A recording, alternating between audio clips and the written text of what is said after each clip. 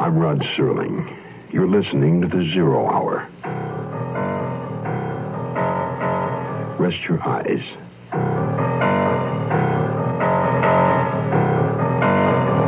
Exercise your imagination. This week, Ken Platt's Gymkhana Foul Play. The Princess Stakes Murder. Starring Howard Duff, Julie Adams,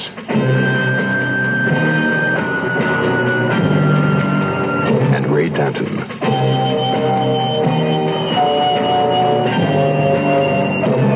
In Elliot Lewis's production of The Zero Hour.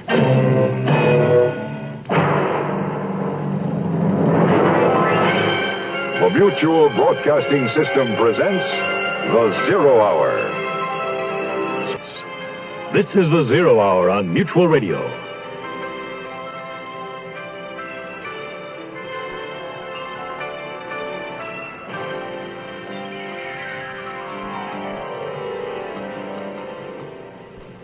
This week's story takes us into the fascinating realm of horses, jockeys, big money, big passions, the racetrack. We are about to meet Max Roper, private detective, and a good one. He's a man with a style. Subtlety isn't part of it. He's a gut reaction operative who acts upon what he calls feelings. If given the choice, one would be better off as his friend rather than an enemy. Max Roper had a friend, a little friend, a jockey, and a good one. Some called him the best. But sometimes the best just isn't good enough. Especially when you're dead. Our story, The Princess Stakes Murder, begins...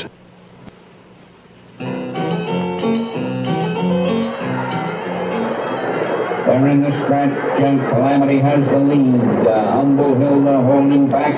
Sister Sally moving up. It's Sister Sally and Calamity. Calamity stepping out, pulling away. It's Calamity by a length. It's always nice to win, even when you bet on the favorite. It was a big win all around. For Calamity, her owner, the trainer, but mostly for Willie Rich, the veteran jockey, and an old friend of mine. I'd driven down to Del Mar from L.A. because of Willie, as a matter of fact. He'd called me the night before, wanted to see me. Nothing special, he'd said. I played it close, put down $2 on him, made 80 cents. But Willie wasn't around after the race like he said he'd be. That didn't make any sense at all.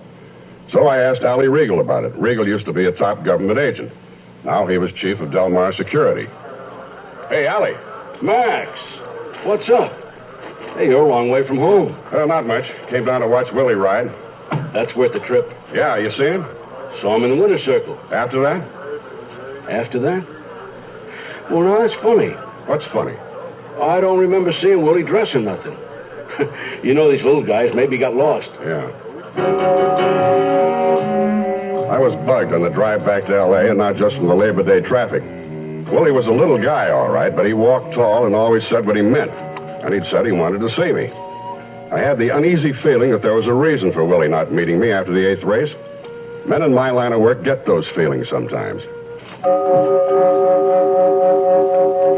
7 o'clock the next morning, my telephone started jumping out of the cradle.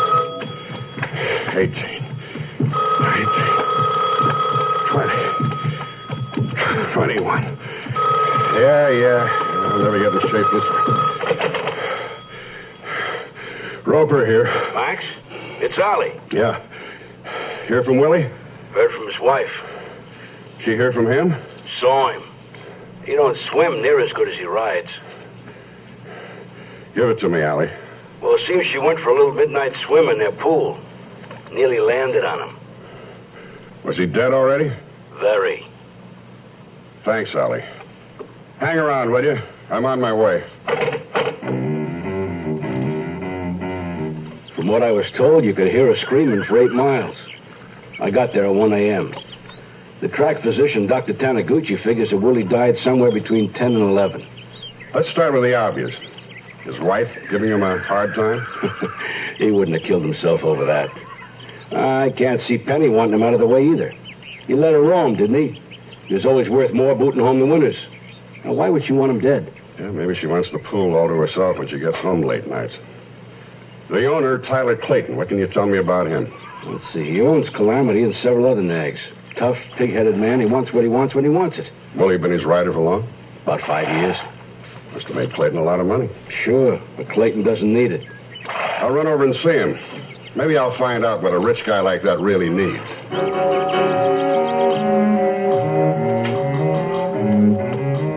Instead of going right to the Claytons, I decided to start with Willie Rich's widow, Penny.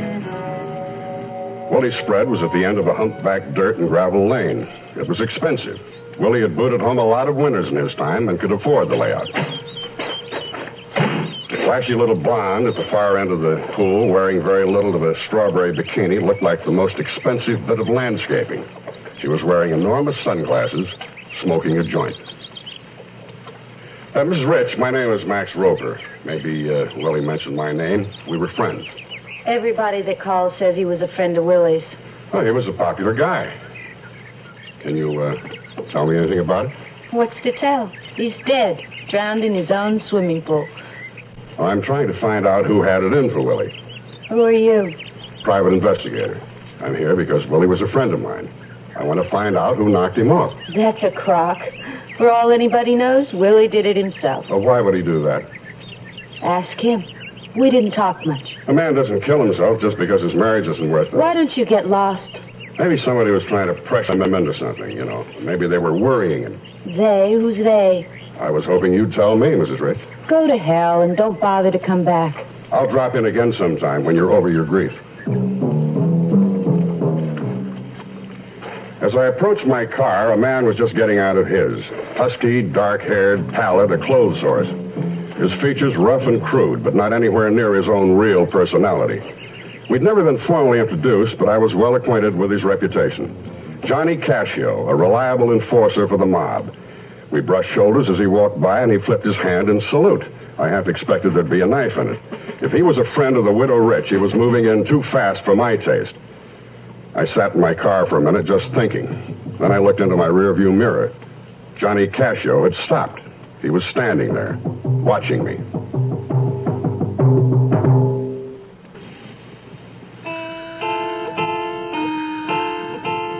Rancho Santa Fe is a serene valley catering to the extreme tastes of millionaires.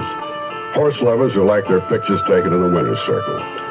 Tyler C. Clayton was the millionaire I wanted to see. He stood an easy 6'5" or 6, went about 250. The man was a real big daddy. I liked Willie, Mr. Roper. Liked having him work for me. Damn good jockey. What'll you drink? Bourbon. You think Willie drowned himself, Mr. Clayton? Hell no. Why would he do that? Big money-winning rider, good for a lot of years. Maybe you can give me a line on Willie's enemies. Enemies? He didn't have a one. Everybody liked Willie. Here you go. Thank you. Somebody didn't. Drowning a guy isn't exactly a demonstration of friendship. Sure wish I could help you. Clayton's eyes strayed past me. I turned my head and saw why. A woman had appeared in the open doorway. A strawberry blonde in her late 30s, quite beautiful, wearing expensive casual threads. As she acknowledged the introduction to me, she put her hand gracefully to her throat. A small gesture that triggered something in my memory. Oh, dear, perhaps we should speak to Mr. Roper. Mr. Regal recommended him. No, Monica, I don't think there's any need to... Please, Tyler. All right. If you have to, spill it. Mr. Roper, we have a problem. It's Tyler's daughter, Pamela. She's been missing since yesterday. I'm sorry to hear that. How old is the girl? 22. That makes her old enough. Old enough for what? To leave home. She had a beauty appointment, a health spa in Poway called the Gilded Cuckoo. But she never got there. Have you notified the police? No. Any particular reason why not, Mr. Clayton? I mean, your daughter disappearing the same day Willie Rich was murdered? What are you implying? Well, I'm not trying to worry you, but that's the line the police would take. Are you suggesting that Pamela's been kidnapped? No, but, well, somebody could have tried to coerce you about a horse and got even because you wouldn't give in. Just you find her and stop asking so damn many fool questions. I don't believe a damn word you're saying, and that's the last time... that's the last you're going to get out of me. I'm sorry, Mr. Roper. No, it's all right. You have a picture of the girl, Mrs. Clayton? Right over there, in the silver frame. By the way, was that your mare, Sister Sally, that got beaten by Calamity, your husband's filly? Calamity didn't beat her. Willie Rich did. Would you say that would be reason enough for you to kill Willie, Mrs. Clayton? No, Mr. Roper, I wouldn't. The Gilded Cuckoo in Poway only proved that business in Narcissism was booming. These out-of-town spas were good for kicking habits with drugs and booze high up on the list, followed by weight and body conditioning for cosmetic vanity. I was leafing through folders that listed available courses without the humdrum detail of prices when the director pranced in. Oh, Mr. Roper, I'm George Glendon. I direct the activities of our little sanctuary. Now, how might we help you? Well, I like to eat, drink, and I sit around a lot. How long would it take to put me in shape? Well, that all depends on your cooperation. See, with our program, your muscles may scream and tell you that you're being tortured. But believe me, they're going to tone up. See, we believe in the brain, the body, and the soul, all stimulated and fused into creativity and love to attain the perfect body. I'll buy that, but how long does it take? Well, there's Plan A. It's a 12-lesson course. Oh, we do marvelous work with ozone treatment and face vacuuming. Face vacuuming? That's what I said. Face vacuuming. Self-love, my liege, is not so vile as self-neglect. And that's Henry V. You know Shakespeare? Yes, I know. Well, why don't we look around? Now, you'll be able to decide far easier after you've seen our facilities. The look around was a revelation. A fully equipped gym that didn't smell any better than my gym in Santa Monica. Mineral springs, baths, face packs, men and women hovered over by attendants, and a plastic surgery wing. Then we zeroed in on something called the isotron room. Through a one-way mirror, Glendon and I looked into a bare room furnished with only a long white couch and a machine called the isotron. The man lying on the couch was stripped down to his trunks. Contact pads ran from his body to the machine. A man wearing a white coat flipped the switch, and the face of the man on the couch contorted. The pads covering his body jiggled. His arms, shoulders, back, stomach, and leg muscles went into massive contractions. The man in the white coat is our isotron specialist, Dr. Savage. Well, that figures. Oh, there is no pain. No, it is the body's natural reaction. Yeah. What happens if that guy in the white coat falls asleep during a session? Well, then we'd have a very well-developed corpse. But, of course, that would never happen. See, it's all automatic. Now, do you perhaps have any questions? Yes, one. It's about Miss Pamela Clayton. Are you a friend of the Claytons? More like a friend of a friend. I understand Pamela had an appointment with her hairstylist yesterday at 10:30, and she canceled out. Would you know anything about it? Is this important? I'd say so. She's been missing for 24 hours. I happened to be in the neighborhood and told Mr. and Mrs. Clayton I'd check it out. Well, then why don't we find out? I'd like to look at your appointment book, Miss Hill. Yesterday morning, you said? Yes, about 10:30. Well, there must be some mistake. Miss Clayton wasn't scheduled for an appointment. See, at 10:30, we have a Mr. H. Masson down for Mr. K. That's Miss Clayton's usual hairdresser. Well, here, see for yourself.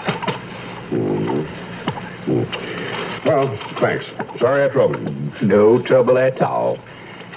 I don't suppose we'll be seeing you again, Mr. Roper. Oh, I wouldn't say that. A lot of what I saw here interests me. I might be back sooner than you think. I stood outside as the gilded doors closed behind me. That isotron machine in there, twisting and turning the human being into a shapeless mass. Whether it built muscles or not, I didn't know. But there was one thing I was sure of. It could tear a man apart.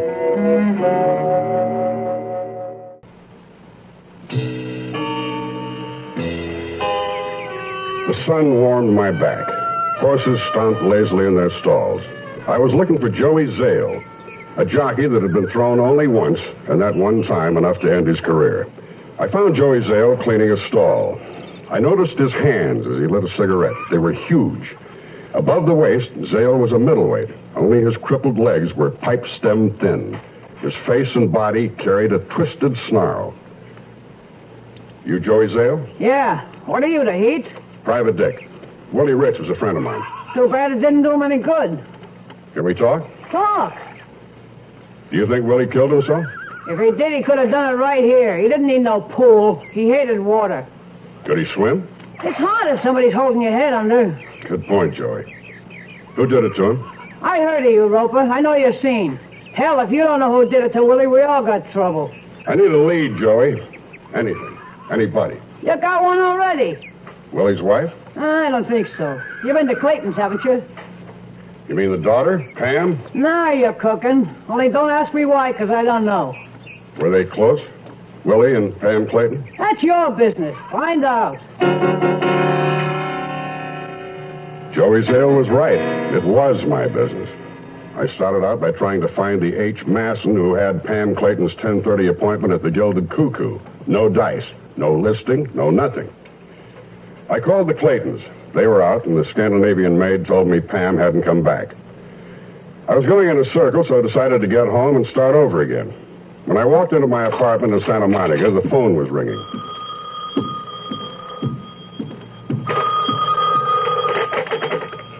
Roper here. Max, Allie Regal. Say, I heard something about Willie and Pam Clayton. Like what? Like maybe they had a thing for each other? So I've heard. Tell me something about Mrs. Clayton. What's to tell? A lot of money, doesn't like a stepdaughter. Yeah. Something else, Allie. I got the strangest feeling I know her. Of course you do. It's Monica Moore. Pretty big movie star 15 years ago. Mostly B pictures. Her career went down the drain. Men, mostly. A lot of booze, maybe some drugs. A few bad marriages. Thanks, Allie. Let me know if you get a lead on Pam Clayton, will you? Yeah, I was going to ask you to do the same. After I hung up, I called on a theatrical agent pal of mine, Sid Pinter. Asked him what he could tell me about Monica Moore. I struck gold. He had a complete file on her. A stack of old 8x10 publicity stills. She's been out of pictures a long time, Sid. How come you have these photos? Me, I'm a string saver. I save junk, memories. This picture, who's the guy with her? Oh, that's Johnny Hunter, her first husband. Family-owned part of Texas and half of Wyoming. Here's number 2, the cowboy star, Rex Lennox. Oh, yeah. Yeah, that didn't last long. And this is number 3, the hotel man. You know, Chilson, Charles Chilson. Mm-hmm. Yeah, she got a big bundle from him. And this is number 4, Muscles. Lance Kite, former Mr. America, Mr. Universe. I suppose that one didn't last long either. Nah, all he had was his muscle flexing act. Well, after him, it was all downhill for Monica. She quit show business. Got into religion instead. Astral and cosmic magnetism. You should excuse the expression. I'm trying to think of the guy's name. Let's see, it was Charnick. Louis Charnick. He gave public lectures, helped you find the miracle in your life. You know, that kind of nonsense. Monica Moore joined up with Charnick? Well, it was more like she backed him. You know, a lot of people take that stuff seriously. Anyway, that's about all I know. I haven't heard a word from or about her since. She's in Clover, Sid. Big oil man, number 5, Tyler Clayton. Oh, well, I'm glad. She was a beautiful kid. They racked her up good in this town. You know, the scandal nearly ruined her. What scandal? Her first husband killed himself. Johnny Hunter? Yeah, sleeping pills, overdosed. Is this Charnick character still operating? I see his name in the paper time to time. Thanks, Sid. See you around. Yeah, well, don't thank me. Every time you come here for some cockamamie information, somebody jumps you and knocks your head in.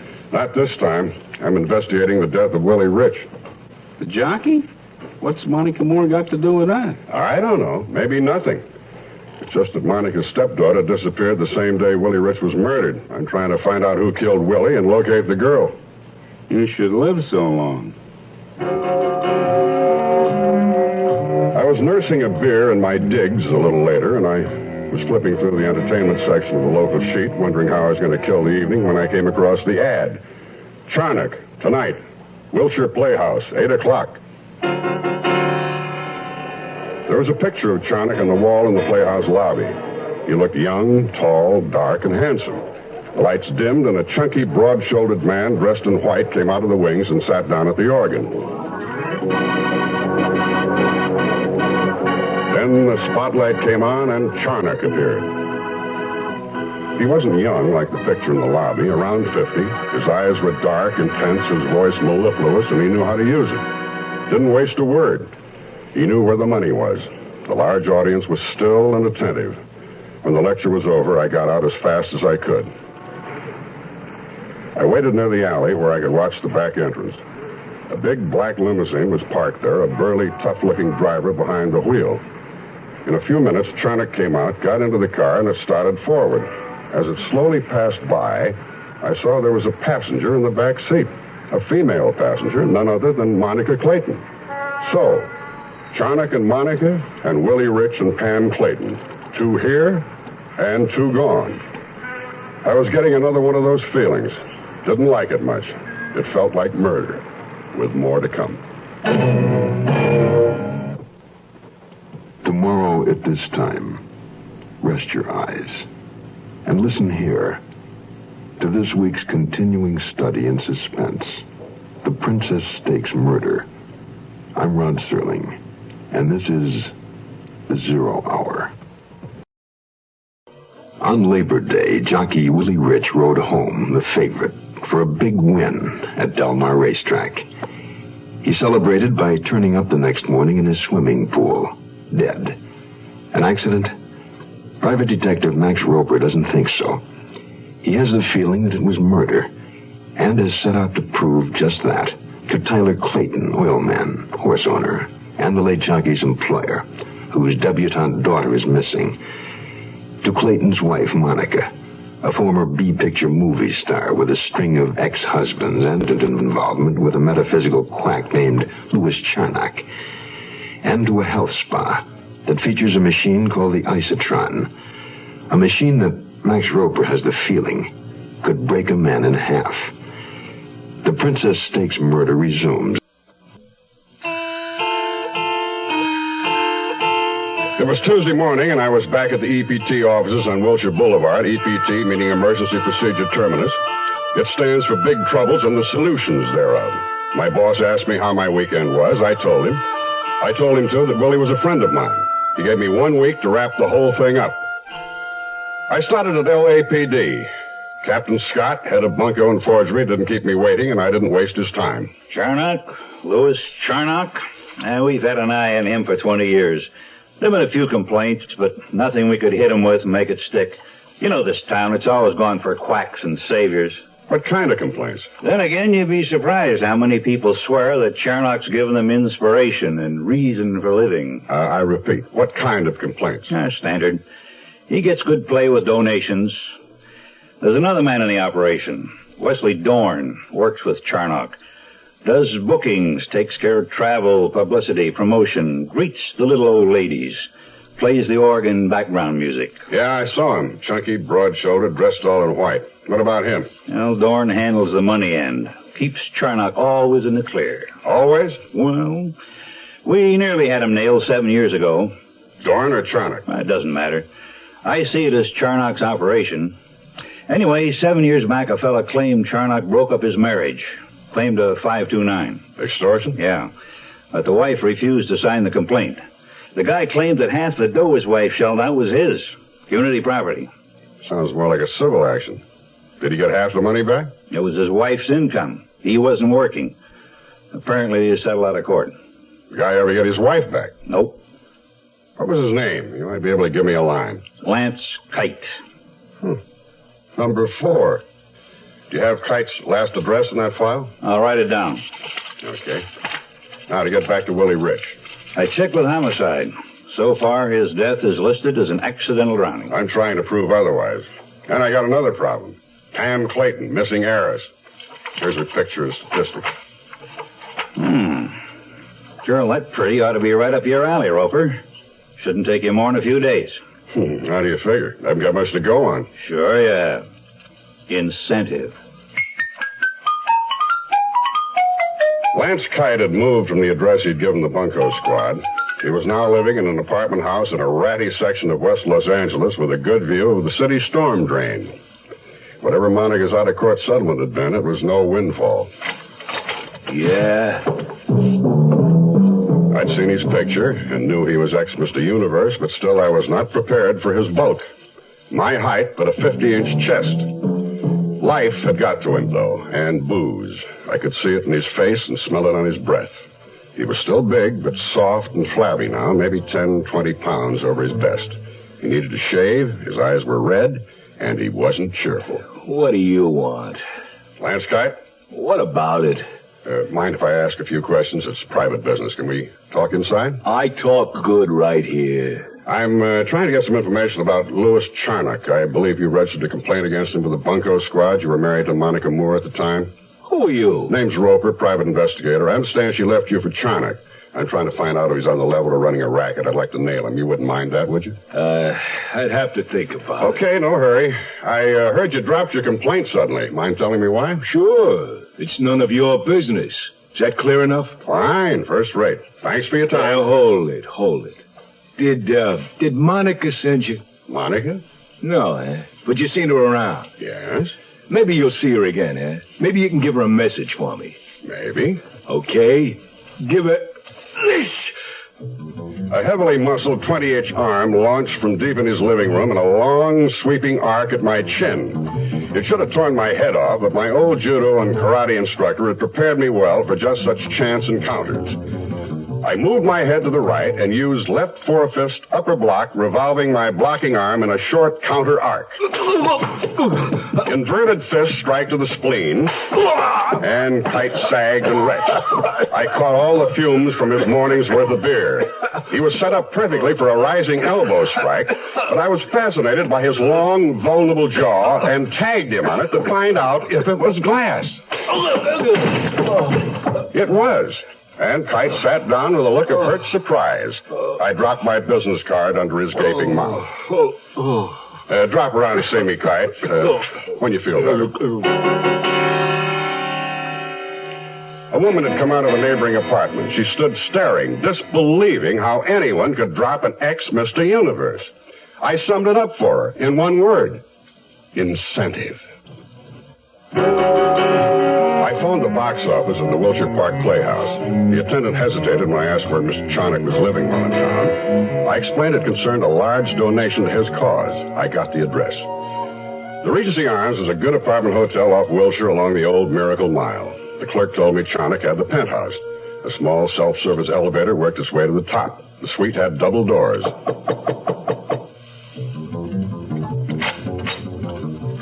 A big, burly man filled the threshold. His hair was close-cropped, yellow. He had a flat, dented nose, scar tissue over his eyes and ears, an ex-pug, wrestler, or bouncer. I recognized him as the man driving the limousine the night I saw Monica Clayton and Charnock in the car after his lecture. I handed the bouncer-cum-butler my business card. It read, Anthony Hale, attorney at law. Tell Mr. Charnock about a donation Mrs. Casper may have called. It concerns her estate. I'll wait. The big bruiser didn't say a word. Just walked across the sitting room to a closed door at the far end, knocked, and entered. While I waited, I studied the brochures on psychic power and cosmic thoughts and was deep in reading how to create my own good luck when the door opened. The bruiser summoned me by tilting his anvil-shaped head.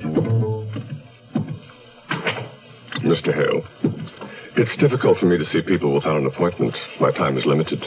There are so many in need. I understand, Mr. Charnock, but the matter of Mrs. Casper's estate concerns you. I have with me an affidavit signed by Mrs. Casper.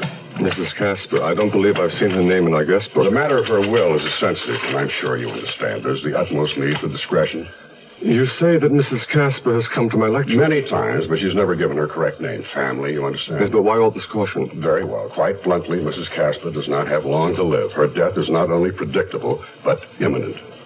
Her bequest to you must be anonymous, because the present heirs would not welcome this dispersal of the estate they somehow conceive of being their rightful inheritance. Well, that presents no problem. But there was a good deal of notoriety about that other woman once, wasn't there? Let's see. Her name was, Monica Moore, yes, the former movie star, the matter of her husband's contesting the disposal of her monies. Remember, it was all in the papers, Mr. Charnock. One moment, please. Our cosmic thoughts are not in tune.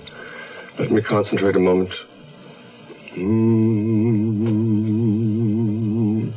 No, this is a difficult matter. Perhaps you should speak to my associate. Don't bother, Lewis. It's a waste of time. The gentleman will be leaving. The voice on the intercom belonged to the man who now stood in the doorway. Doran, the organist, business manager, general factotum for Charnock. Alongside him was the bruiser. It says Anthony Hale on this card. There must be some mistake. The name is Roper, isn't it? Whatever gave you that idea?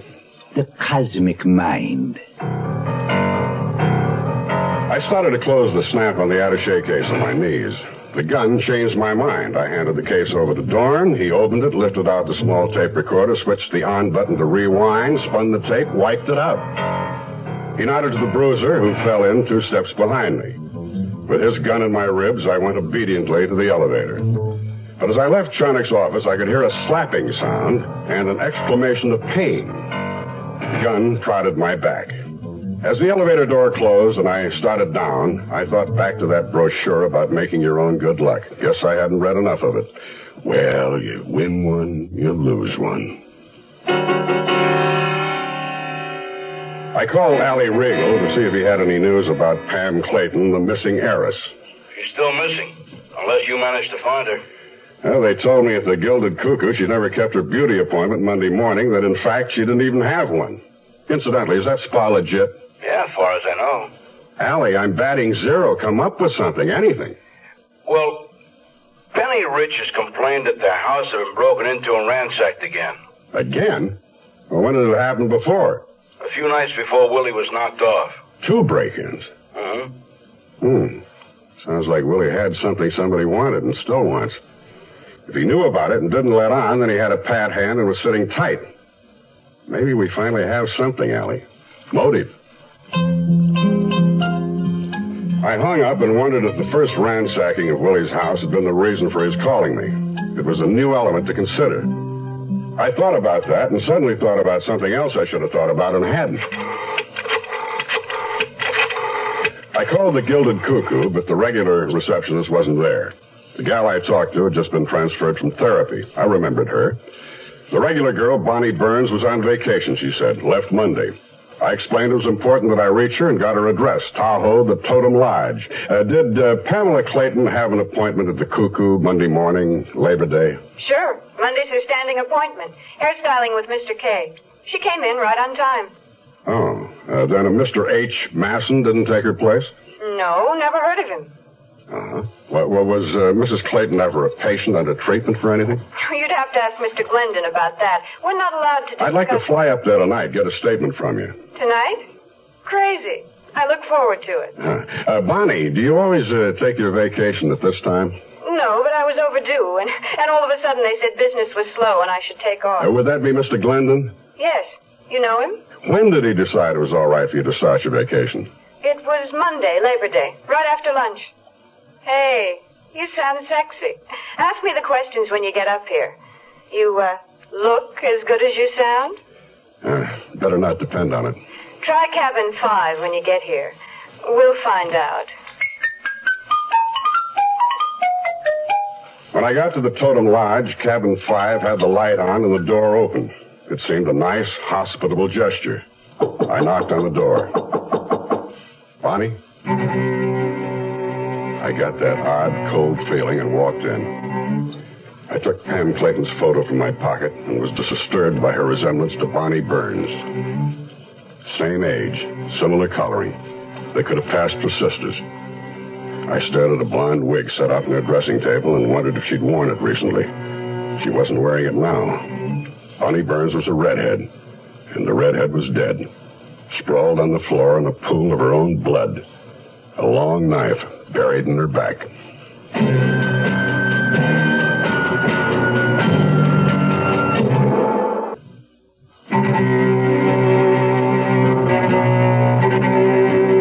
The local sheriff's office said they'd get a man out. I flushed a cab to the airport and learned there'd been earlier flights out to Reno, San Francisco, and Vegas. The killer needn't have waited around for me, but I had the feeling, one of those feelings, that the killer would be on my flight back to L.A. The plane was fueling up on the runway.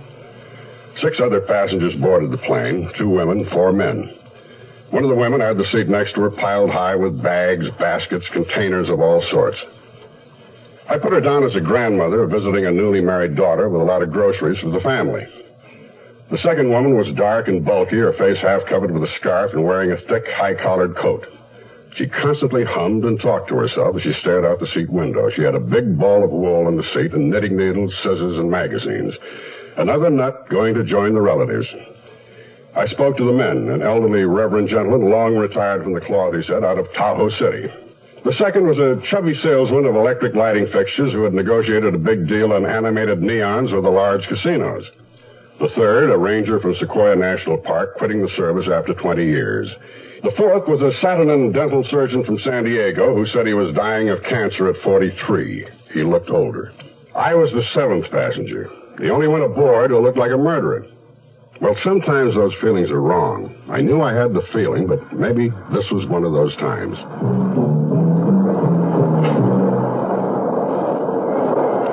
When we put down at L.A. International, the women got off first. The one with the groceries headed for the first phone booth. The humming eccentric with the knitting needles went to the ladies' room. The retired reverend and the ranger picked up their luggage from the spinning drop in the baggage room. The lighting salesman grabbed his briefcase and headed for the bar. The dental surgeon and I went directly to the exit and cab stands. I let him have the first one that came along because he was dying and in more of a hurry.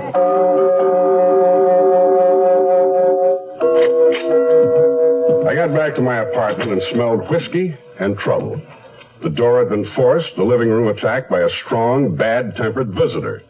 I know who, even before I found the note from Lance Kite on my TV set saying he'd get back to me. I pulled the place more or less together, had a few drinks, and went to bed. Even in my dreams, I ran around, knocking on the wrong doors, bumping into things, stumbling over dead bodies. Willie kept following me, asking me when I was going to solve his murder. Homicide, Lieutenant Camino. Lieutenant, Max Roper. Did Captain Scott from Bunko fill you in? Oh, yeah, Roper. Have you turned up anything? Another corpse. Young woman, hunting knife in her back. Happened last night, up in Tahoe. Why the hell did you call me sooner? Well, that's Placer County, out of your jurisdiction. But I was wondering if you'd check out the blade. Hunting knife, ivory handle, not Johnny Cashio's usual style. Yeah, I can check him out for you. What else? Louis Charnock. Does he kill anybody? I'd like to believe it. But so far, he just seems guilty of perpetrating fraud. I'm getting nowhere fast on this caper. Can't seem to close in. Oh, what do you expect, hot shot? You want to break it in 3 days? You know better than that. Get off your tail, do some legwork. Jim Kilburn was one of the new breed of young whiz 10%ers, an agent who handles athletes. Willie Rich had been one of his superstars. Come on, who'd want to kill Willie? Look at the file I've got on him. How much money he made for how many owners. You make a good point, Kilburn, but there are other factors. What about the disappearance of Clayton's daughter? I don't see the connection. Well, she and Willie Rich had been seeing each other. So what? I took her out a couple of times. Well, you're not married. Willie was. You're saying Penny could have done it? Forget it. Business managers have been known to pick up an extra few bucks with clients' money. Maybe you did it. Maybe I did, but I can't seem to remember the reason. All right, I'll tell you one thing. Willie and I were discussing money these days because he didn't want to ride for Clayton anymore. He was willing to buy back the advance and the contract. When did he tell you this? About a month ago, before the Del Mar meeting started. Willie could have made over $1 million if he cared to ride what was available, and I'd make my 10%, of course. I think he was bored, been riding too long. Why would I kill him? I made money off of him.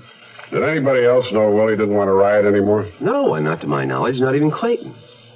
Where were you on Labor Day, Kilburn? Not killing Willie. I was in San Francisco negotiating a deal. All day? All night? What hours are you interested in? I understand he was killed at 10. I was at L.A. International at 8:05.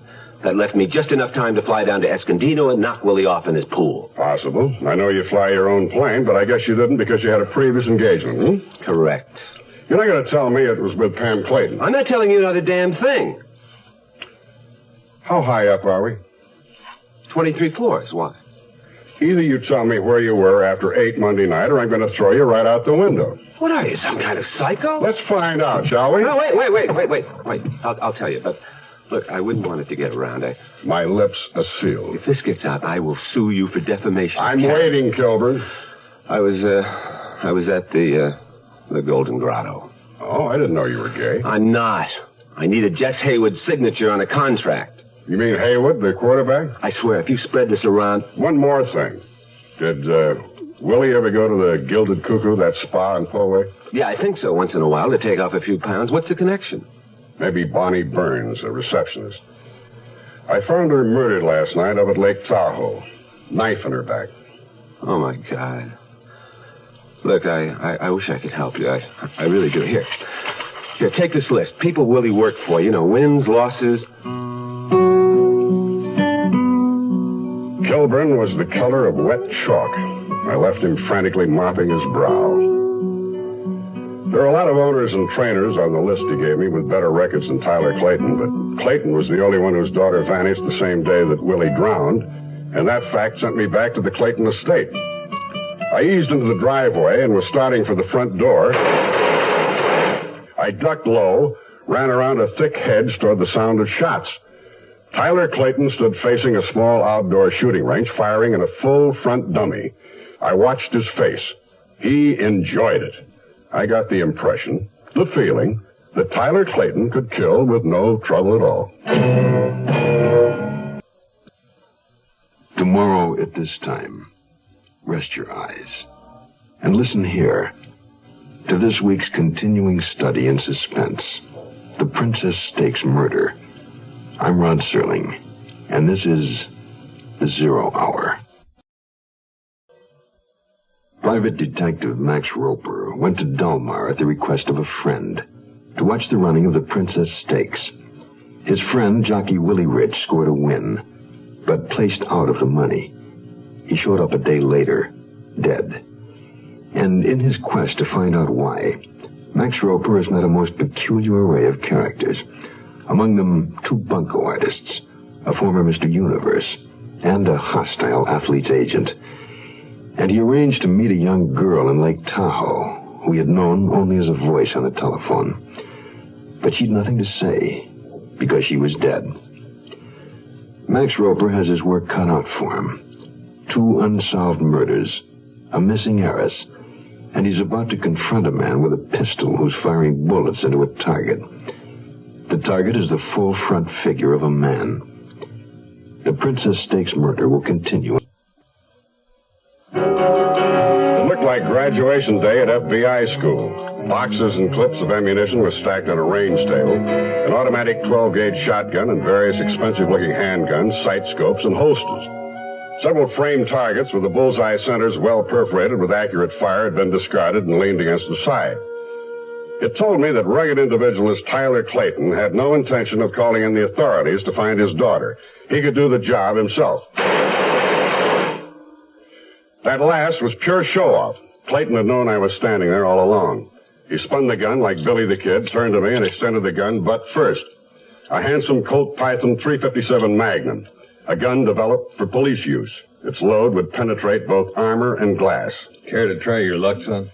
No, thanks, Mr. Clayton. I can't get mad at a target, not today anyway. A drink, then. Now, let's see. Bourbon, wasn't it? Heard anything from your daughter? Not a word. Nothing? You got it right, son. Nothing.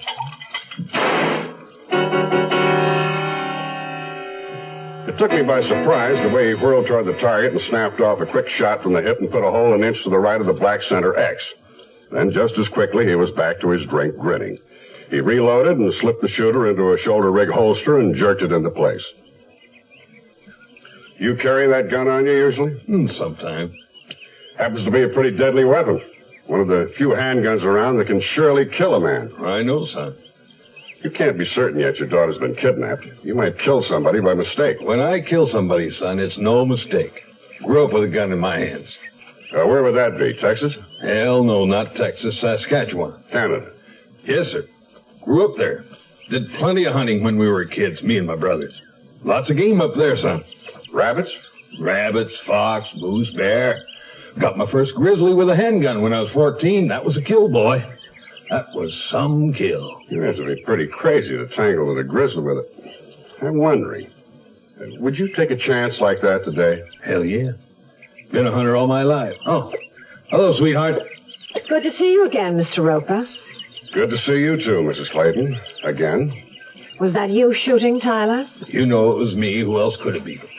Mr. Roper, have you found Pam? Is that what you want? Of course. I wasn't sure. All I got from you was a little 4x5 picture off the desk. Apart from that, neither of you gave me anything that would help. No description, no background. I assume she's gone to school, had some boy or girl friends. At 22, she's bound to have some habit. She must go places. Really, Mr. Now, Roper? listen here, boy. Don't call me boy, and you listen. With your kind of power, if you took your daughter's disappearance seriously, you'd have brought in the Marines by now. You know what, Mr. Clayton? I don't think you want your kid found. Not yet, anyway. If so, that's your business. But you're playing a dangerous game, like hunting. Now, I told you I wanted her found, and I want her found. Just because you've been dragging your heels don't mean you can turn on me. What's holding you up, money? Money, get my checkbook. Don't bother. Let me tell you how I spent last evening. Finding a murdered girl up in Tahoe. She wasn't your daughter, but she could have been. So your money is no guarantee your kid will be found alive. I don't feel well. You'll feel worse when I tell you the dead girl lived around here. Worked at your favorite spa, the Gilded Cuckoo. Know her, Mrs. Clayton? The receptionist, Bonnie Burns? Bonnie? Dead? Was she drowned? Like Willie Rich? No, she never made it to the lake. The knife in her back slowed her down. Now, look what you've done. You've upset my wife. Now, maybe this Bonnie did work at the spa. So what? What the hell are you driving at anyway? She could have been murdered by mistake. About the same age as your daughter. Looks some like her, too, judging from the picture I have. The thing that puzzles me, although she was a natural redhead, Bonnie Burns had a blonde wig.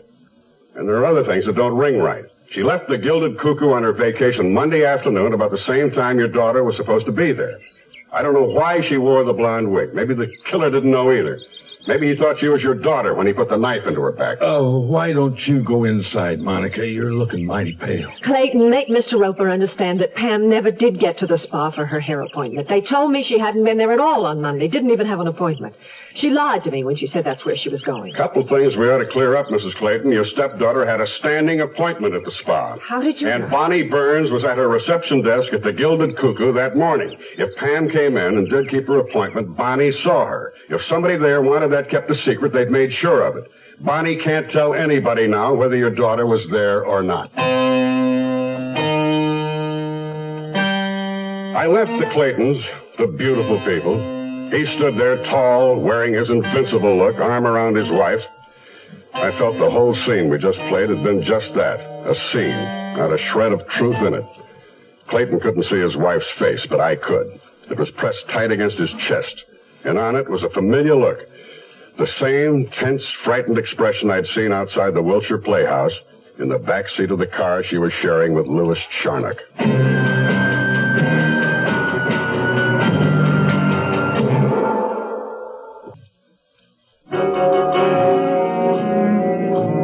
I headed for Pacific Coast Highway, wondering when I'd get a break in this case, a lead to something tangible. At the edge of the village, I found it. A new shopping center sprawled over a large city block. I recognized a slim, dark-haired girl putting her groceries into the rear of a red station wagon. I drove into the lot.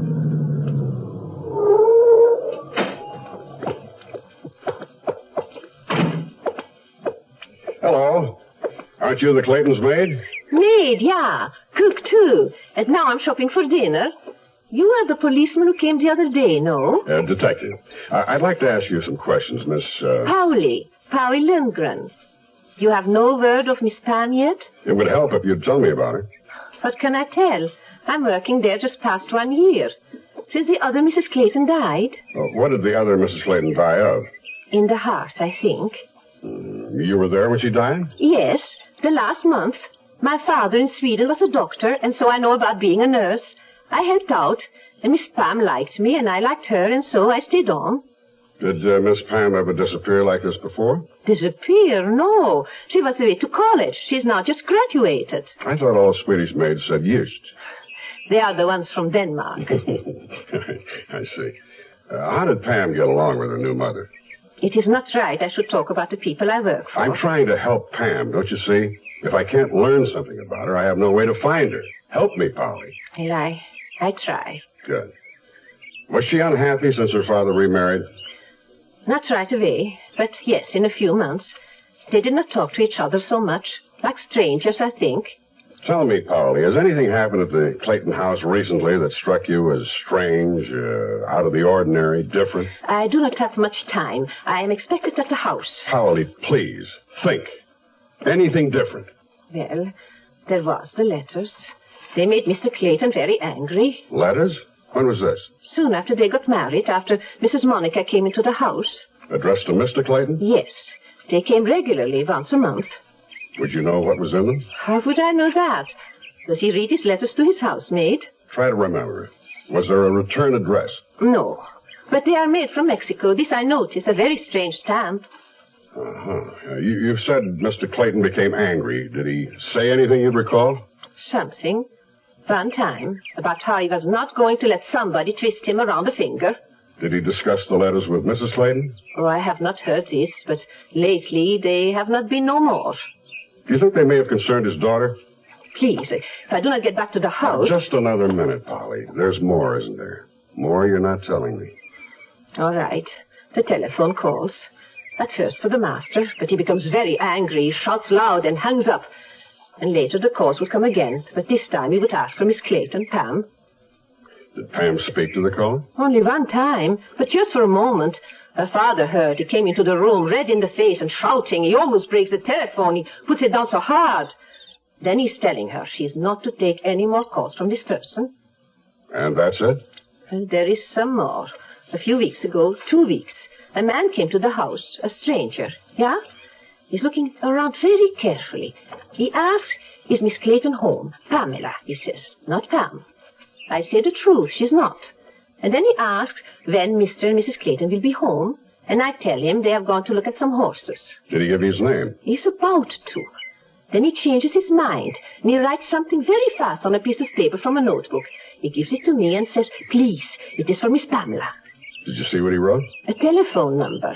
I left it on the dresser in her room, but I think she did not get it. Why? Clayton get there first? I think it was Mrs. Monica. I'm not sure, but she was upstairs. And when I asked Miss Pam later if she got the note, she said, what note? And then she becomes very pale, very quiet. Can you tell me what this stranger looked like? A big man, like you, but more thin in the stomach. You seem to concur with the diagnosis of the gilded cuckoo. I beg pardon? Never mind. What kind of car did he drive? Oh, no car. He came by taxi. It waits for him. And now I must hurry back to prepare dinner. One more question, Polly. Labor Day, Monday. Where were Mr. and Mrs. Clayton that evening? At home. We had a very big party. He wins an imported horse race, no? Willie Rich won it. Was Pam Clayton at the party? No, and I go now. All right, Polly. Oh, I used to remember something. Yours isn't so bad if what you remember is important. I know what the man said when he was leaving. To the cabby, he said it. Okay, back to the Rover house, he said. Uh-huh. One more favor, Polly. Don't tell anyone what you just told me. Okay. Now, you will find Miss Pam? Just as soon as I can. The Rover house is on the outskirts of Old Delmar. I asked the beauty behind the registration desk if anybody had blown in from Mexico within the past few weeks. We have a Mr. Hunter, Mr. Thomas Hunter from Acapulco.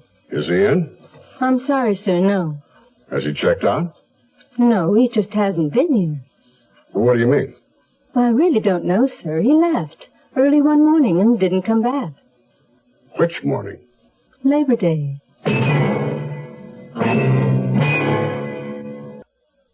This one's a real lady. Never tries to kick me. Can we talk, Joey? Sure. Come on outside. Let's have a cigarette. How's it going? Getting anywhere? If I am, I don't know about it. Tell me, did Pam Clayton spend much time down here? Yeah, quite a bit. We got that filly of hers, you know, Mary Jane. Good 2-year-old. How did she act? Throw her weight around or anything? Nah, that kid never made waves. You'd never know she was worth a zillion on the hoof. Nobody knows she was alive. They still don't. She'll turn up. It's only been 3 days. I found one last night that only took 12 hours. A stiff? Kid from around here. Shiving her back. All right, Joey, let's have it. You've been holding out. You're punchy. What would I know? I understand the stranger's blown into town and trying to contact Clayton's daughter. I figure a smart operator would track her down here once he found out horses are her hobby. There's more, Joey. This dude came straight from Mexico. He checked in at the Rover house. He's been trying to see Pam. He's also been missing since Labor Day morning. All right. Anytime you're ready, Joey. Willie set it up. I don't think the dude's exactly a stranger. I think Willie knew him from way back. Willie set what up? The guy came down here a couple of weeks ago. I'm not sure if he met Clayton's kid here or not. All I know about is Labor Day, and I know about that because Willie told me. Well, clear it up for me. It's still muddy. Well, the Clayton kid had a morning appointment at the Gilded Cuckoo Spa out in Poway. Willie must have set it up for the dude to meet her here and forgot about her beauty parlor bit. So Willie drops over here early that morning to give me a message to forward to the guy that she wasn't stiffing him on purpose, but that she had this other operation going, see? Was the guy's name Hunter? Yeah, I guess so. Seems old man Clayton wasn't keen about them getting together. So, like I said, Willie set it up. Hunter shows up here a little after 10. He looks put out when the kid isn't here. So I told him what Willie said. He took off right away. With the Gilded Cuckoo? To meet her there? He didn't say. He just split. She's been missing since. Hunter, too. You think they went off together? Beats the hell out of me. He was old enough to be your old man. Maybe he was an uncle or something. I'd acted like one. The other Mrs. Clayton's brother? If you ask me, he looked more like Clayton. Describe him. Tall man, thin, big hands, in his 50s. Tough looking. Could have been a fighter. Knife scar on his cheek. His nose is broke. Kind of quiet, though. Didn't talk much. You sized him up pretty good.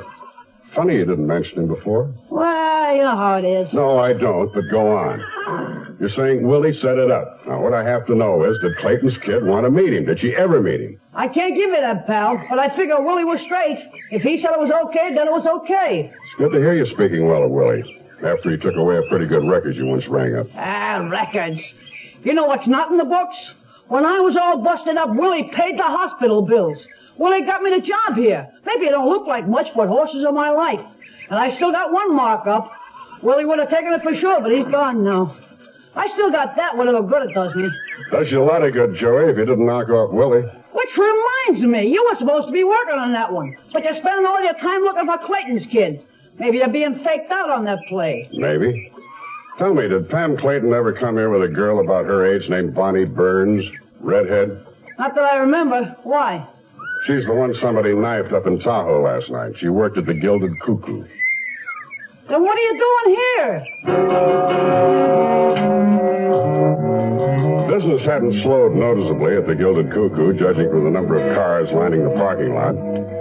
I was becoming irritated with the missing girl, with the Clayton's unorthodox approach toward handling it, and with myself for becoming involved with a case that didn't make any sense. I took my light traveling bag out of my car and walked through the heavy gilded doors again. The leggy, gray-eyed Miss Hill, whom I'd seen at the reception desk before, was gone. In her place was another of the same mold, young, cute, and friendly. Hello. Where's Bonnie? Bonnie? Bonnie Burns. She used to work here. Oh, I couldn't tell you. I'm new here. What about Miss Hill? She around? I think she went back to therapy. Do you have an appointment? A standing one. He'll be right out, Mr. Roper. Why don't you sit over there? Thank you. Oh, Mr. Roper. Now, do I understand correctly that you are serious this time? Well, I was serious the other time, but I had to make sure I could take a holiday from my outfit. I understand. I don't believe you told me what business you were in. Insurance. The company doctor told me I was 10 pounds overweight. That's when I decided to do something about it. Well, I don't think you have much of a problem.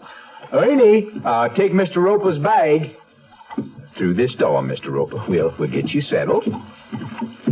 Oh, by the way, that girl you asked about last time, Miss Clayton, I suppose she's returned home by now. I imagine so. I've been so busy I haven't had a chance to check. Well, there you are. It never pays to get excited over these things. Probably all a little misunderstanding. Probably. Well, here we are. It's a small room, but more than adequate. bars at the window? Oh, you'd be surprised how desperate these dipsos get for a drink. They'll try any means of escape. Now, Mr. Roper, if you just take off your clothes and put on these pajamas. At this time of day? Well, your clothing will be returned to you. You understand, of course, that we must remove all incentives for you to leave if the going gets tough. With that, he walked out, leaving me with Ernie, who could have passed for King Kong's twin brother. Ernie was very helpful, I'll say that for him. He put all my clothes into the closet and locked it. Standing barefoot in just a pair of pajamas in a barred room doesn't give a man a feeling of confidence. I was looking at those very real bars when I realized Glendon had come back into the room. He had a shot glass in his hand. Yeah, drink hearty. Go on, it's our own secret little brew. Believe me, it'll take away your desire for liquor for at least 24 hours. It was a cloudy mixture with the fragrance of steamed cauliflower. I took a deep breath, tilted my head, tossed it down, and handed the glass to Ernie, and felt my knees buckle at the same time. I felt suddenly very hot, and the room seemed to rock under my feet. On Glendon's face was an expression of purely benign curiosity. Another one of my feelings was coming on, but slowly, very slowly. I found myself tilting forward, and as the last red rocket blasted off inside my skull, I knew that I was in for trouble. Big trouble. Tomorrow at this time, rest your eyes and listen here to this week's continuing study in suspense, The Princess Stakes Murder. I'm Rod Serling, and this is The 0 Hour. Max Roper, private investigator, hunch player, and karate expert, is having his problems. Nothing seems to point the way to the murder of his friend, jockey Willie Rich. What he has found is another murder, that of young Bonnie Burns, the warm and willing receptionist of the Gilded Cuckoo Health Spa. The investigation has led Roper from Willie's murder to Pam Clayton's disappearance, to backtracking into Pam's stepmother's checkered marital career, to a demonstration of Tyler Clayton's expertise with firearms, to the knowledge that there is a mystery man somewhere named Thomas Hunter who may have something to do with all of it. But as of the moment, Max Roper is in no position to inquire any further. He is now a client of the Gilded Cuckoo in a barred room, his clothing locked away, and having just swallowed a prescribed elixir, is in the process of crashing into black oblivion. Is this any way to treat a detective? In a moment, Max Roper will be treated to a ride on a diabolical machine called the Isotron, as The Princess Stakes Murder continues.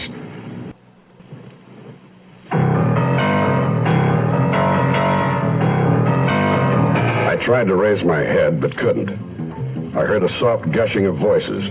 My vision cleared temporarily, and I saw a chunky, light-haired man standing next to Glendon. He wore light-rimmed eyeglasses, and I knew I'd seen him before. I knew his name was Dorn, but I couldn't figure why he was looking down at me. I tried to raise myself up to ask him, but there were solid straps of tight canvas lashing me securely to the bed. I didn't need anything more to tell me that once again I had miscalculated my moves and underestimated theirs. I shook my head and tried to growl and fell asleep instead. I was getting pretty good at that. He's coming around. I was on my back, tilted toward the ceiling. Square tiles shifted in and out of focus and finally settled into a pattern that held. I began to understand that I was lying on a tilted, narrow board barely wide enough for my frame. My feet rested on an angled slab at the bottom. I recognized the contraption as an exercise slant board used in gyms. I'd been on one before, but never with my arms tied behind the board. Apparently, I was going to be introduced to a new exercise. I looked down past my nose to the straps bisecting my body. My upper torso was stripped bare. Wires were strung along me at intervals extending out of view. Pain parted my scalp. Phantom fingers of metal told me to lie there quietly and not move. He's ready now. I wanted to laugh and tell him he was ridiculous. 1,000,000 volts of concentrated force hit me in the back. My body tensed and surged upward, tearing the breath out of me. I settled back, nerves quivering and jiggling, and waited for the next one. A strange smell filled my nostrils. I identified it immediately. The musky scent of fear. My cortex knew what my body didn't, that I was going to be tickled to death. I was ready when it came, but it didn't help. The contact wire bit into my flesh. I leaped. Why are you here, Mr. Roper? I could have told him, because I was a dumb dick. We're waiting for an answer. My entire upper left quadrant recoiled in a monstrous heave. I'm sure you understand that your body and nerves will give out long before this machine. Now, I ask you once more, why are you here? I told you, to get in shape, to take weight off. The contact pad on my left side jumped. Electricity hammered into my nerves and muscles. I twitched like a harem hopeful in a shimmy contest. I shivered and shot uncontrollably. Each contact stimulated another mass of ganglia into pulsate reflex. I expected at any moment a contraction severe enough to snap a bone. What the hell's going on? You treat all your customers this way? I'm asking you once more, what are you looking for? If you think I'm keeping something back, why haven't you clowns thought of using sodium pentothal? That's supposed to be pretty good for digging out the truth. Yeah, but the acetron is more memorable. It might even deter you from seeing us again. You're wrong, sweetie pie. What I'm going to do to you when I get out, that's the thing I'm going to remember. Well, let's have one more for the road for Mr. Roper. It was a beaut, but it didn't break my back. Dr. Savage came forward again. I saw the hypo in his hand and foolishly tried to draw away. The wires held me in place. My forearm was swabbed and the needle went in. You might like this one. It's PCP, the peace pill. It's good for hallucinations, delusions, and possibly a depressed state. Why are you here? What do you want? What are you looking for? My field of vision began to whirl. Before my eyes, alternate blocks of color. Red, blue, yellow, then checkerboards, and then nothing.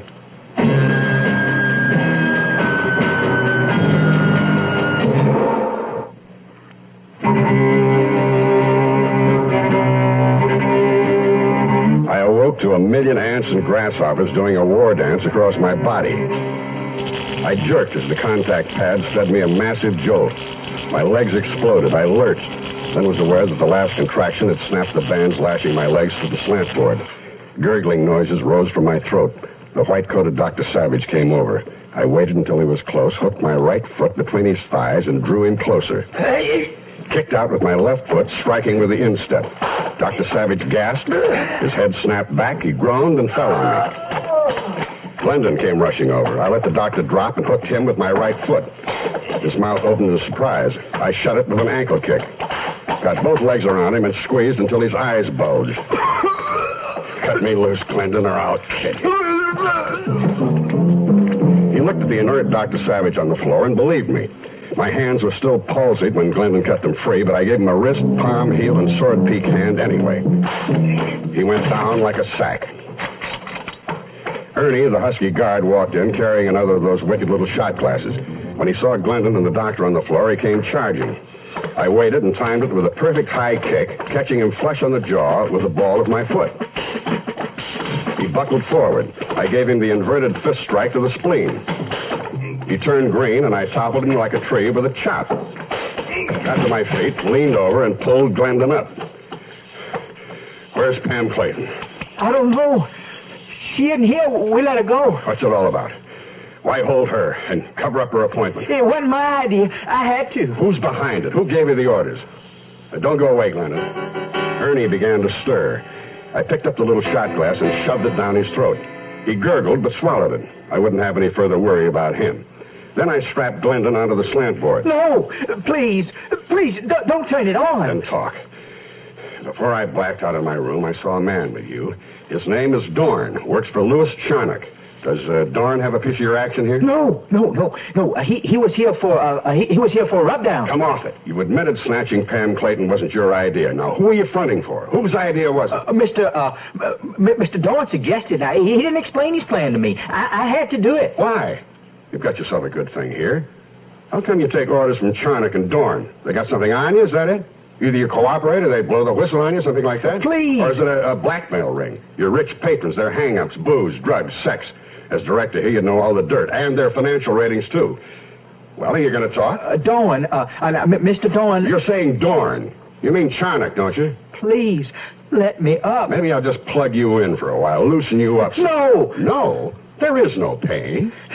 Mr. Roper, I know nothing. You had the Clayton kid doped up. What then? A set of compromising pictures to make her old man cough up a lot of loot? No, it wasn't nothing like that. No, she was given sedation to keep her quiet. That's all. What did you give her? A shot like you gave me?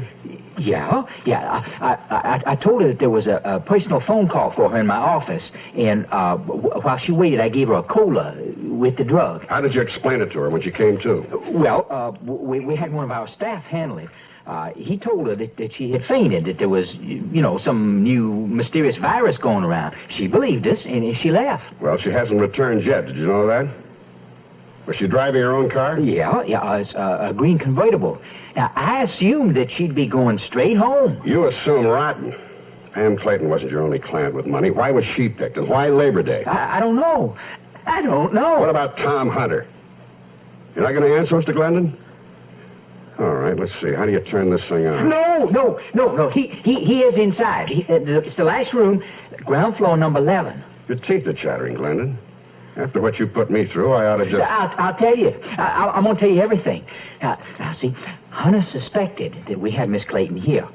Well, he started to take the place apart. We had to jump him. We had to quiet him down. You let the girl go. Why not Hunter? Orders.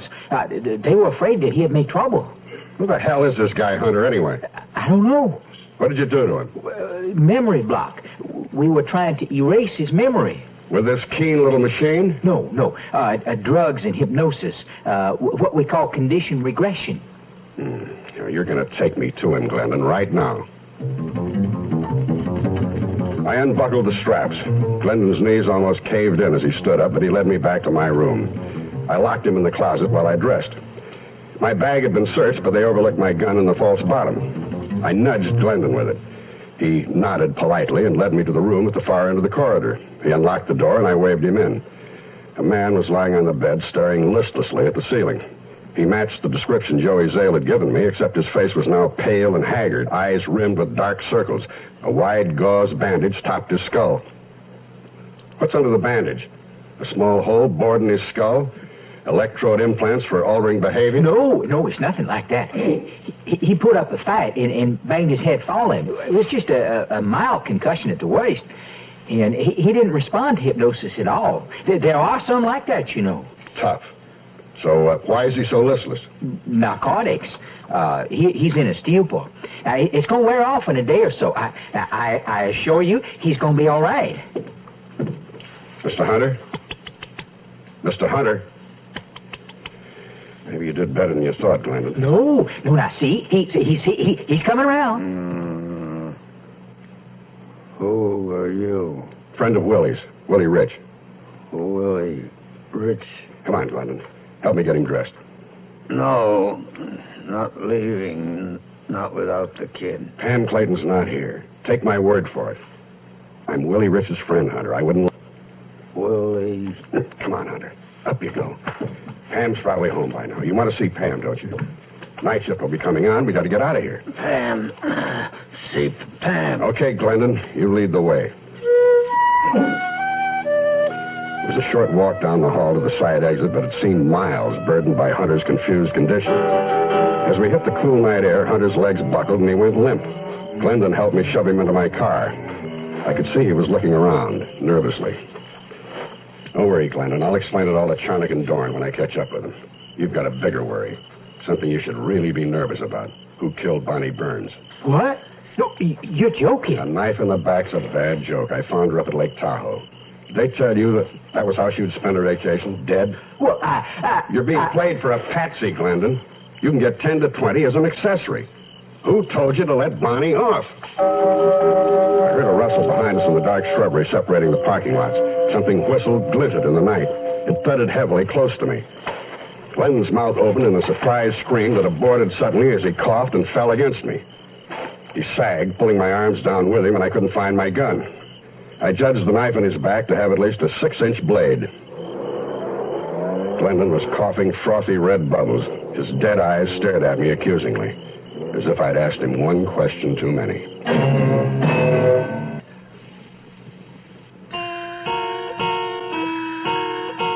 Allie Regal opened his door, then followed me down his driveway and helped me carry Tom Hunter into his house.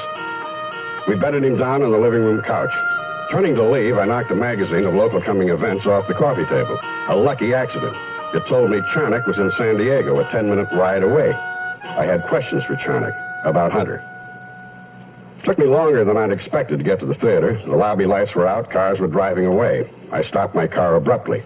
Louis Charnock was getting into his long black car. Dorn wasn't with him. The car took off down the Embarcadero north along the riverfront. There were plenty of hotels in San Diego, but Charnock was heading out of the city. I tailed him up Highway 101. The limo swung off the causeway where a curving ramp led to a sumptuous bayside motor hotel, the Bahia Bay. He pulled into a parking stall at the far end, fronting a dark bungalow. I stopped, doused my lights, watched Charnock get out, say goodnight to his chauffeur, and go inside. The chauffeur lit a toke, leaned back against his seat, and enjoyed the quiet night. His hand, holding the butt, dangled outside the open car window when I came up. I slammed his wrist to the side of the car, leaned in with a solid left, smashing his nose, aborting his outcry. I slugged him again, yanked the door open, and he was out cold. One thing about the bloodletting business, it never hurts to catch a sucker off guard. I removed his belt, lashed his hands together with it, dumped him over into the back seat. Charnock opened his bungalow door to my knock. When he saw my gun, he backed up fast, and I shut the door behind me, locking it. I had a lot of questions to ask you the last time we met. We never got to them. Now I have several more. Let's start with George Glendon. What's your connection with him? George who? Glendon. Try harder. He runs the spa at Poway, the Gilded Cuckoo. He seems to be running errands for you, too. I'm sorry, Mr. Roper, isn't it? I don't know Glendon or what you're talking about. How about Pam Clayton? Does that ring a bell? I know Monica Clayton, but then we've known each other for years. This gun can go off, you know. I was given a pretty good going over at the Gilded Cuckoo by the same Mr. Glendon I mentioned, so don't tell me you don't know what I'm talking about, because I've heard differently. Also, while I was getting that going over, I happened to see your friend Dorn. Well, that's quite possible. Mr. Dorn might have some interest there. He has many outside interests. None of them concern me. Let's try some other names. Bonnie Burns, Tom Hunter. I'm sorry, I don't know them. Does Dorn? I suggest you ask him. I will when I get to him. But Dorn works for you, and you're the boss as far as I'm concerned. Pam Clayton was abducted, so was Hunter. Bonnie Burns was killed, and now Glendon's got a knife in his back. I find all that very distressing, but I don't know any of these people. I'm a private investigator, Charnock. On Labor Day, a friend of mine, Willie Rich, was drowned in his swimming pool. I don't think it was his idea. Somehow, I think you're involved. Tyler Clayton's daughter disappeared the same day. Monica Clayton asked me to find her. She had an appointment at the beauty spa. Glendon told me she never got there, but admitted later to keeping her a prisoner. Said that he was acting on orders of higher-ups and implicated you and Dorn. I personally saw Monica Clayton at the theater with you the following day. She didn't come to see me. She came to see Dorn. Why? I imagined to bring him some money. Blackmail? It's been going on for a long time. It's not quite like you think. Mr. Dorn uses me for a front. I happen to be a convenience. Perhaps I can explain our relationship. As he explained it, I had the feeling that Charnock felt relieved to finally be able to tell someone. It seemed that 25 years ago he had committed an indiscretion with a minor, male. Good for a morals rap. Wesley Dorn, a sharp and conniving lawyer, got the evidence and found himself in a position to put an end to young Charnock's platform career. But he was shrewd enough to sense a better arrangement, a partnership, with him calling the shots for Charnock. I was a success from the start. Women gave me money, large amounts, remembered me in their wills, gave me real estate, businesses, insurance policies. It was incredible, really. And you never got a dime out of it? You might say just living expenses. Dorn has power of attorney over me. Yeah, you could have got out. Dorn didn't make you write books about what you do. You could have come up with a sore throat or something at your lectures. You don't sound like a prisoner to me. Oh, don't misunderstand, please. I believe in my messages, my books, my lectures. Like it or not, Dorn has made it possible for me to continue my work. Despite his hold on me, I sincerely believe I've helped many people. You told me Monica Clayton's paying off Dorn, too. What's he got on her? Some porno films from a long time ago. She bought them back, then found out Dawn reproduced the negatives. You had her on the hook all these years? Yes. Monica has been rather careless at different stages of her life. She's picked up some bad habits.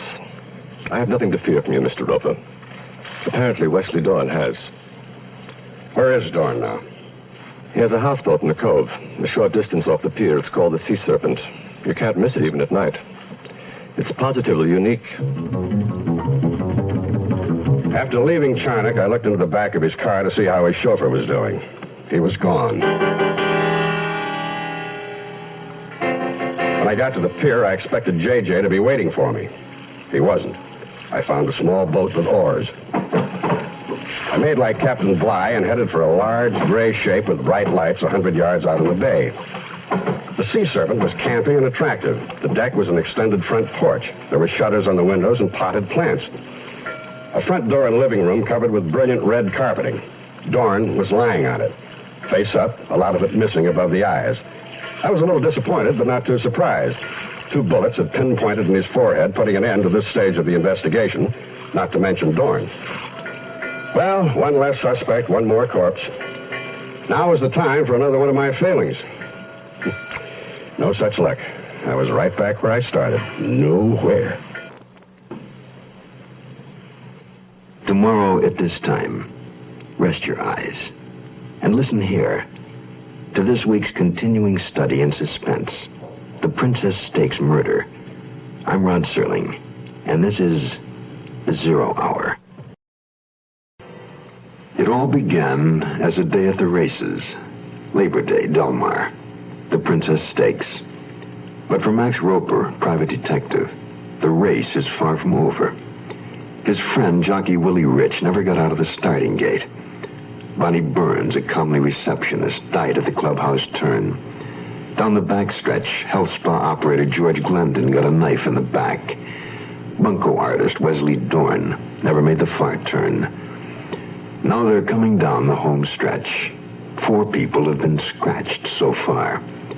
Still in the race are the jockey's widow, an underworld hitman, a metaphysical charlatan, his chauffeur, 6 airline passengers, a mystery man from Acapulco, a former movie star, one of her 4 ex-husbands, her current gun-toting spouse, and his missing daughter, a phantom entry.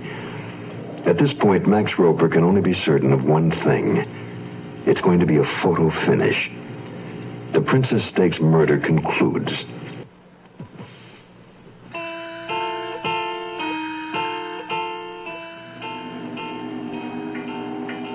Dorn's houseboat had been carefully picked apart.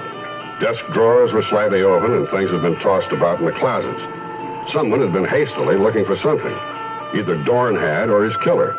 I eliminated Louis Charnock, the chauffeur, J.J., and myself as suspects, leaving the rest of the world to consider.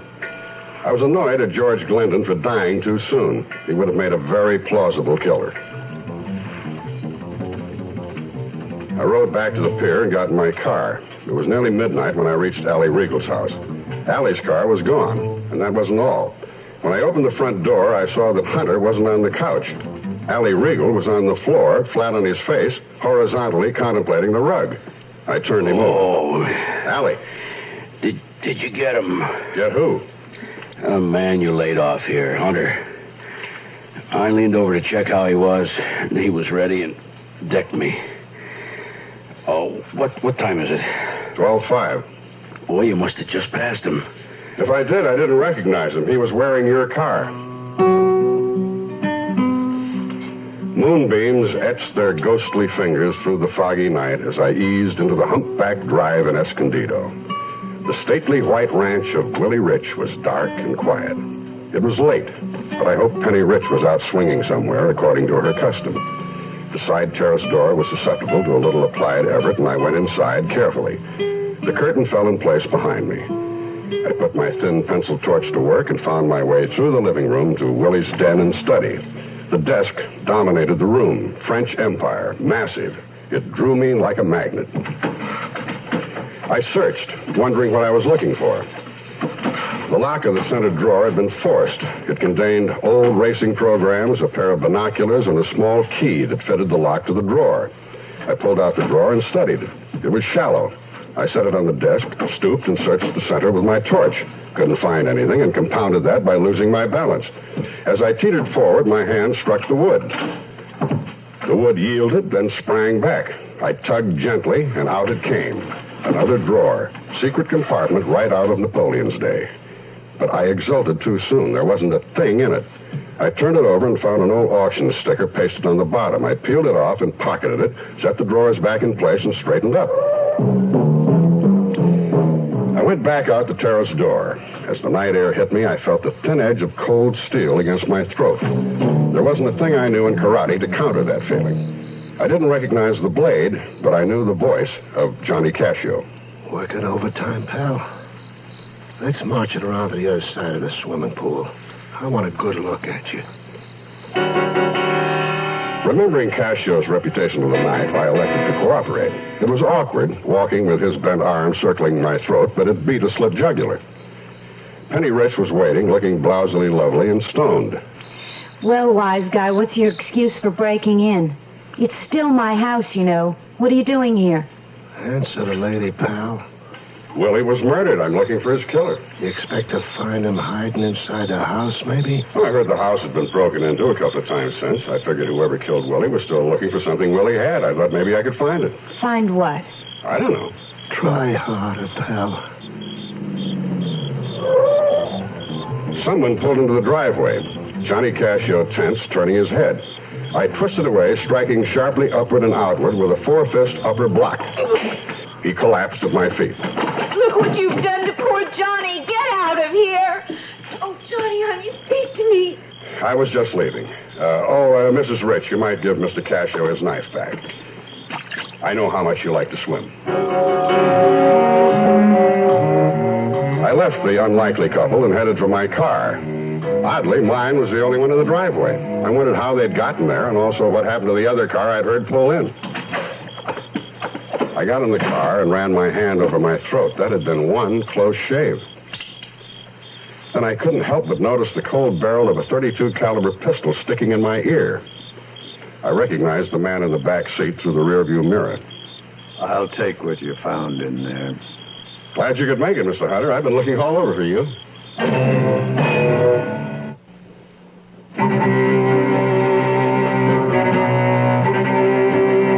Hunter got in beside me. We drove west over the black tar curving road and pulled up at the junction to Delmar.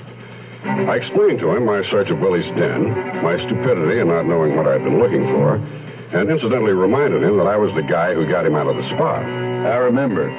That's why you're still living. What brought you to the spa, anyway? I played the record again, starting with Willie winning the Princess Stakes at Delmar and ending up with Doran's murder, then asked Hunter about his business at the Gilded Cuckoo Spa. I didn't figure he was there for a massage. Well, my name is Hunter, and you seem familiar with Monica Clayton's background. When she was Monica Moore, the movie star, she married Johnny Hunter. He was my brother. That's 20 years ago, ancient history, until Willie contacted me in Acapulco recently and brought me up here. How did you know Willie? Well, he knew Johnny from way back. In fact, he introduced Johnny to Monica. And Johnny died soon after they got married. We got the coroner's report, overdose of barbiturates. And we were broken up about it, but these things happen. A month ago, I got a letter from Willie. He said he had proof that Johnny had been murdered. It wasn't suicide or accidental. There were two people he named who could be responsible. Wesley Dorn and Monica Moore. Well, that is, Clayton. What kind of proof did Willie say he had? I know Monica's been paying blackmail up until tonight. She's free now that Dorn's dead. I don't know how he found it, but somehow Willie found my brother Johnny's diary.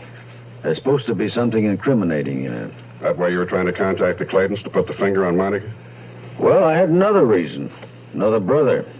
Ty Clayton. Clayton? But your name is Hunter. Well, we were all Claytons.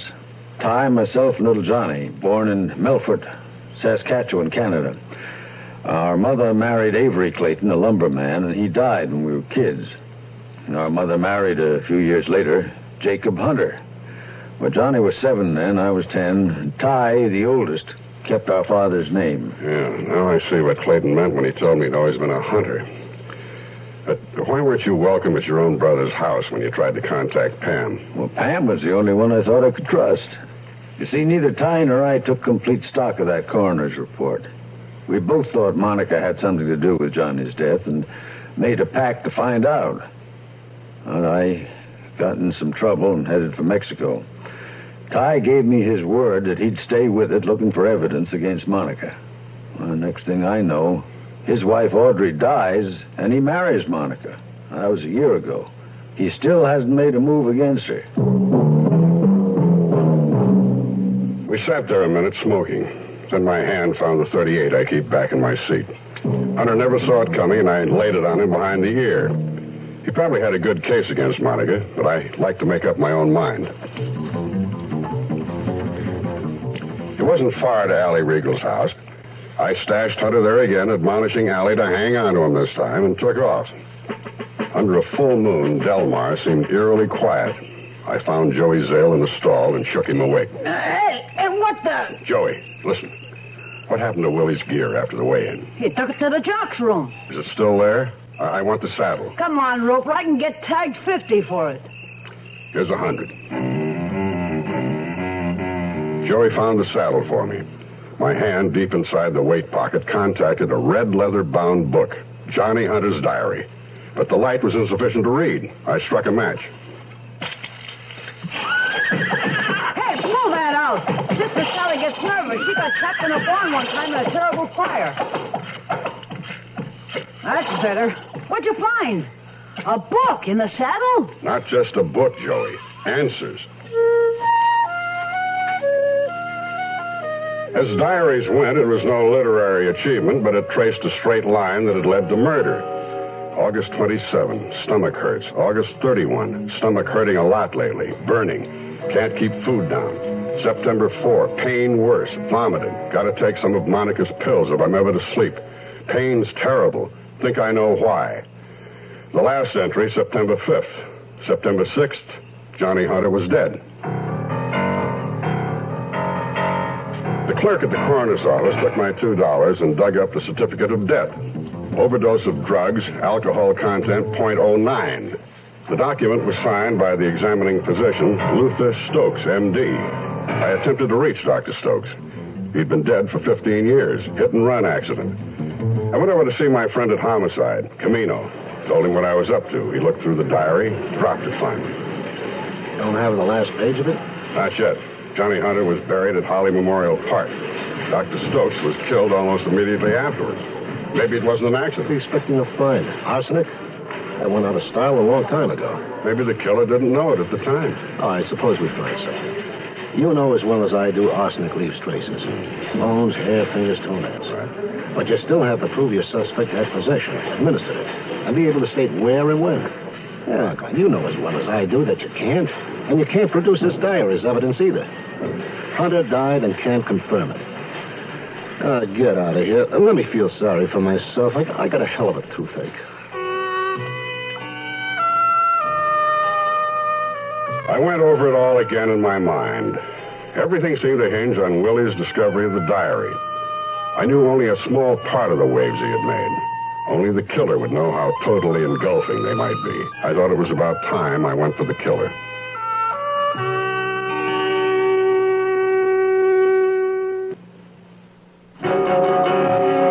They were running the Delmar Futurity. The Claytons were at the track. Calamity had just come in a winner, paid $4.20. I watched Tyler Clayton go down to the winner's circle. Then I touched Monica Clayton's elbow. Mr. Roper. Why didn't you tell me Willie Rich introduced you and your first husband? Johnny Hunter, wasn't it? How did you know? I also saw your first husband's death certificate today. Accidental death, it said. Would you be in accord with that? Frankly, I'm not. I prefer the evidence in the diary. Diary? Your husband owned a Napoleonic desk. I can just see him keeping a diary under lock and key in the secret compartment. Then he dies, and you sell his furniture. It ends up in storage, and one day Willie Rich acquires it out of sentiment for his old friend, probably. That desk sits in Willie's study for years until one day he accidentally opens a secret compartment, as I did tonight, and he finds the diary. I don't believe any of this. Well, check with the La Cienega auction house. Mr. Sonnenberg there keeps records. I found an old auction sticker on the bottom of the drawer. He filled in the rest. Incidentally, the diary's very interesting reading, Mrs. Clayton. Could be a bestseller. I left her staring helplessly and walked away. My hands were wet and clammy. It was dusk when I pulled up to the cottage at the far end fronting the bay. Charnock's big black car wasn't around, nor the blonde bodyguard, J.J. I had called before, so Charnock was expecting me. Come in, Mr. Roper. You look tired. It's been a rough week. I've just made some tea. Here, let me pour you some. I'm very upset about your suspicions of Monica. She's simply not the type. Anybody can be a killer, but I didn't say she was. I said she was responsible for her first husband's death. I didn't say she did it.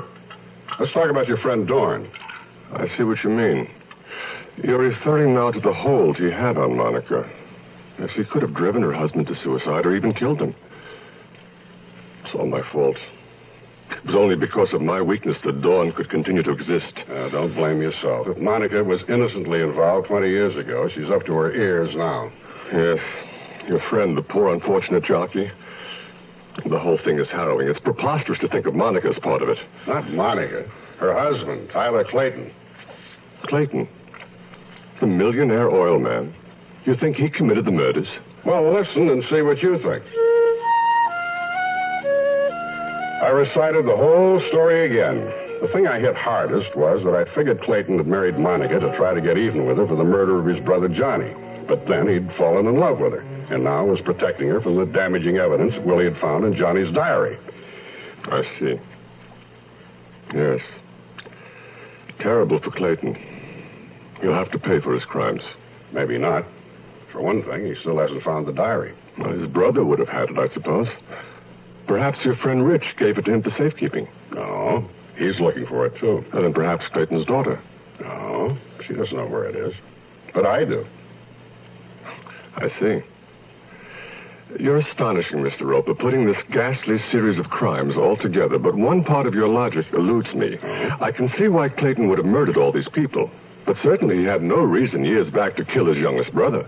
No reason at all. And logically, you must admit he couldn't have. That's right. He couldn't have for the most logical reason of all. You did. My dear man, do I hear correctly? You killed them all, starting with Johnny Hunter. That would be hard to prove that Dawn did. That's part of the proof. What would it take to convince you? Some luggage on the way back from Tahoe. You spent a week there, remember? What are you talking about? We met on the plane coming back. You just killed Bonnie Burns. I just found her body. There are only 7 passengers on board. You were the dental surgeon coming down with cancer. You had me convinced, too. You've been an actor. You know all the makeup tricks. The best disguise is always the simplest. Eyeshadow, hollows for the cheeks, easy with the removal of partial dentures, gray wig, smoky glasses. Your performance was flawless till we got off the plane. Even a man coming home to die carries his clothing back with him. But you didn't pick up any luggage. You headed right for a taxi. I didn't see the gun in his hand until it was too late. Then the big bruiser J.J. was there, and something no heavier than a cannon dropped on my head. As I folded to hit the carpet, I noticed my empty hands, lax and useless. Cold steel tapped me on the nose. On your feet and walk slow. Open your mouth and you're dead. You're going to take us to the diary. Oh, Willie hit it good. I'm the only one.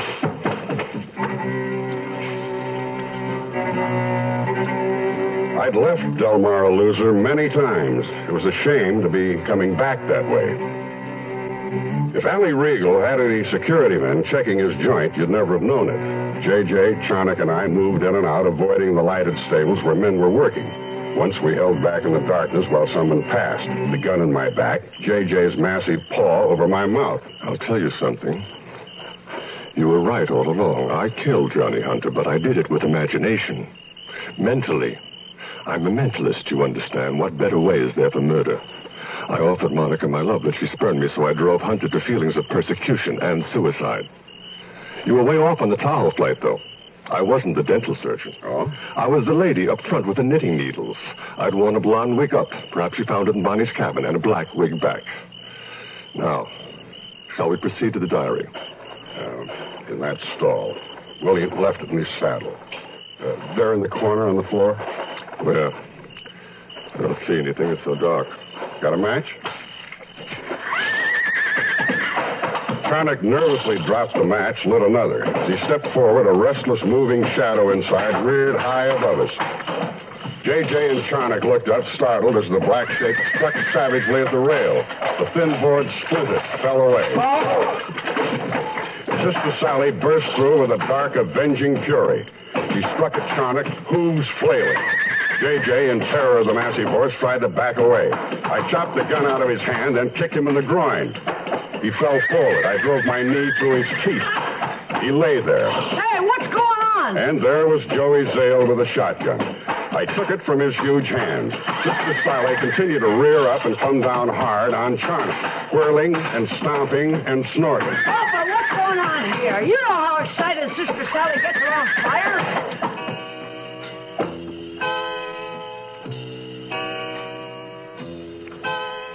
Early Saturday morning, I drove to the office. I figured I owed my boss, O.J., a week's time. He was out, but someone else was in. A pretty young girl, blonde, shapely, and very much alive. Pam Clayton.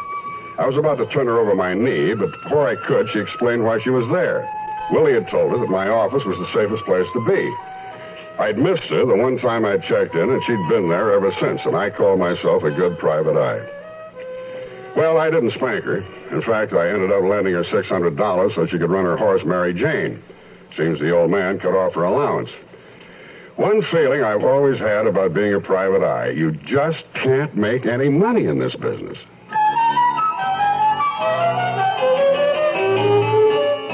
You are listening to Mutual's presentation of... That concludes this week's production of The Zero Hour. Ken Platt's The Princess Stakes Murder. Next week, we'll begin another exciting dramatization of a tale of mystery and suspense. We'll tell our story in 5 days, at the same time Monday through Friday. So, on Monday, rest your eyes and listen here to The Zero Hour.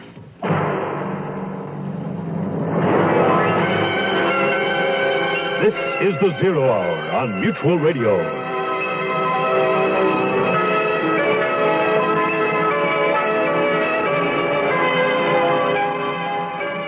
You have been listening to The Zero Hour, a presentation of the Mutual Broadcasting System in association with Hollywood Radio Theater, heard every weekday at this time.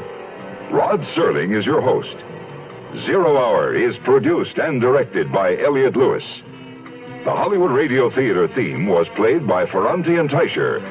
Hugh Douglas speaking. Tune in Monday, and once again, rest your eyes and listen here to The Zero Hour. This is Mutual.